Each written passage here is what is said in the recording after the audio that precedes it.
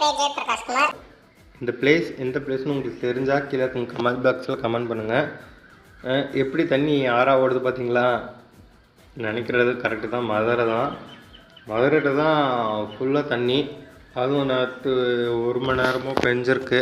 மழை பெஞ்சதுக்கு இவ்வளோ தண்ணி தேங்கி தான் நிற்குது. என்னென்னா அது பஸ்ஸு வரும்போது ஃபுல்லாக உள்ளே தான் அடிச்சுட்டு வருது. பஸ் ஸ்டாண்டுக்குள்ளே அப்படியே அடிச்சுட்டு வருது.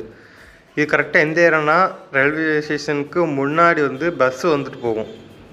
ரயில்வே ஸ்டேஷனுக்கு முன்னாடி நீங்கள் அதை விட்டு வெளியே வந்தீங்கன்னு வச்சுக்கோங்களேன். ரயில்வே ஸ்டேஷன் வெளியே வந்தீங்கன்னா அங்கே ஒரு பஸ் ஸ்டாண்டு மாதிரி இருக்கும். அங்கே சின்ன மினி பஸ்ஸு அப்புறம் கொஞ்சம் பெரிய ஊருக்கு போகிற பஸ்லாம் வரும் நிற்கும்.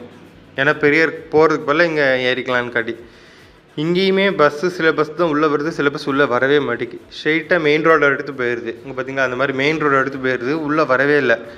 எனக்கு 11 மணி வரை பஸ்ஸே கிடைக்கல. எனக்கு 40A பஸ் வேணும். ஆனால் அந்த பஸ் எனக்கு சுத்தமாக வரல. நான் ஸ்ட்ரெயிட்டாக நடந்துட்டேன். அது என்னென்னா இந்த மாதிரி தண்ணி ரொம்ப தேங்கி நிற்குது. Thank you friends.